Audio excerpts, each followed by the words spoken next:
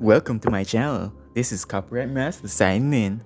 Before we dive right into this spicy theory, be sure that you like and click that subscribe button below. You can't miss it. It's red. Lol. How shameless of me asking you to sub, even though it hasn't even been 1 minute into the video yet. It's almost as if I've become the new It's Anime Girl. What's up guys, it's Anime Boy Sideman. Just kidding. Enough stalling. Let's get right into the video, shall we?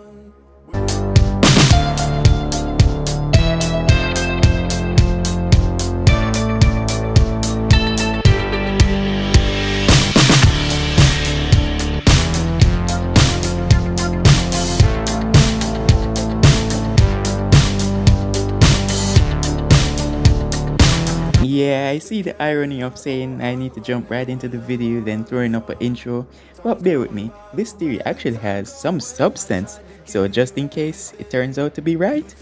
Warning, major spoilers. Saitama might be an unstoppable monster, and I mean much more than you're thinking. In fact, he might have preemptively established himself as the strongest anime hero of all time, finally answering the age-old question of, can Dash beat Goku? Why is that? Well, simply because he ate a monster. Wait, don't click off the video just yet. I'm not talking out my ass. The lore of the One Punch Man universe says that by consuming monster cells, one may or may not turn into a monster, either gradually, initially, or they just die due to incompatibility. Well, Saitama certainly isn't dead, and he doesn't look like a monster either. So what am I even saying? Is he gradually turning into a monster throughout the course of the series? Not exactly. Episode 1 started off by disclosing that the Earth itself manifested a monster because of all the violence, pollution, and carelessness that mankind has been doing, and its name was Vaccine Man, who was tasked with exterminating mankind. It was going well. He was even shown to be able to transform in order to counter the disease called mankind, which was slowly killing the earth, unconsciously destroying it, of course. Oops, got a bit too real there. Oddly enough, Saitama was able to one-shot him with a single punch, and yes, I see the irony since the series is called One Punch Man. But shush! Later, it was revealed that a guy ate so much crab, and he loved crab so much that he became a crab monster. Insert your what you eat meme. So clearly, a person's strong subconscious desires does play a role here, so even if there's not any instant transformation monster cell, it is indeed possible to become a monster. Monster Hunter Garo is a good example of this, since he was just an ordinary martial arts practitioner who hunted heroes with the strong desire to become the ultimate villain, who could even the playing field for villains who would inevitably lose because they're the bad guy.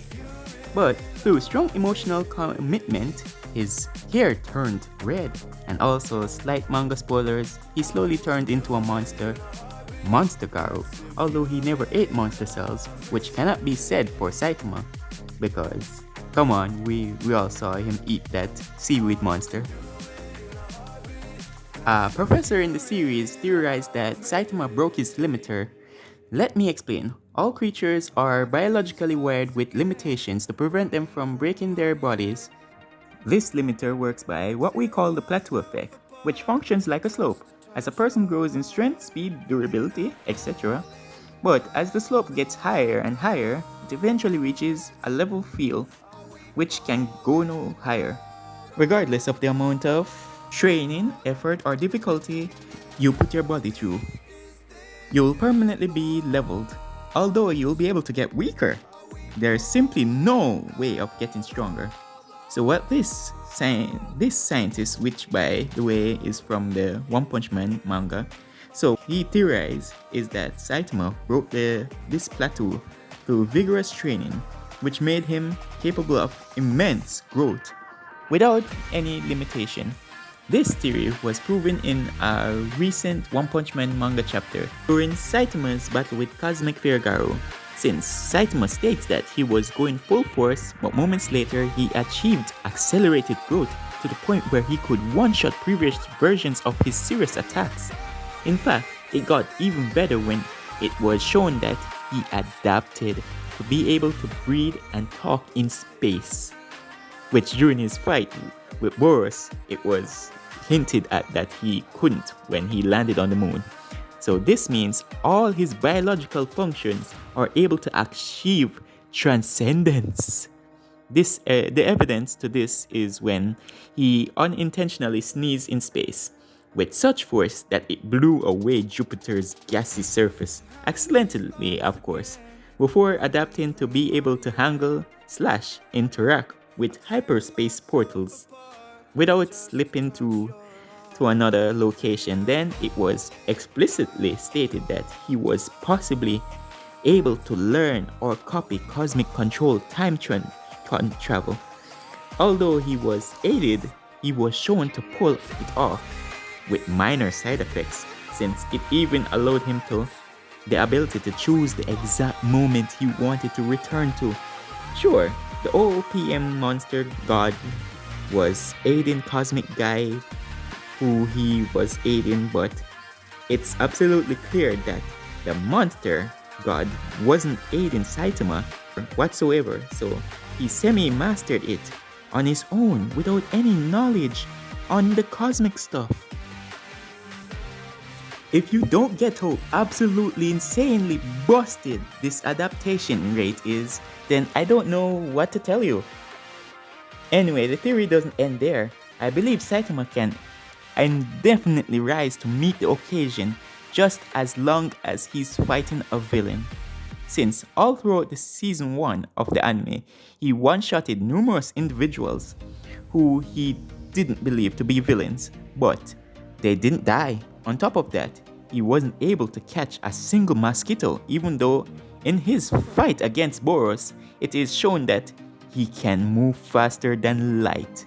And in a battle with Speed of Sound Sonic, he jumped from side to side, creating what seemed to be infinite images. So how does this make sense?